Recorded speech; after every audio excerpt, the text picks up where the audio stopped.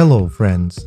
BMW M3 G84. It is already known that there will be two versions, one fully electric and one traditional with an internal combustion engine. The design of both versions will be similar, made in the company's new style called Neue Klasse. According to the latest information, the new sports sedan will feature a mild hybrid powertrain with a 3-liter inline 6-cylinder engine. The premiere of the new model is expected closer to 2028.